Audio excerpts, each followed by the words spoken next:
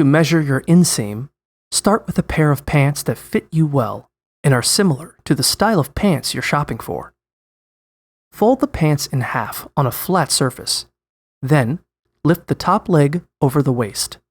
Use a measuring tape to measure from the crotch seam all the way to the bottom of the pant leg. This measurement is your inseam size. You can also measure your body to find your inseam.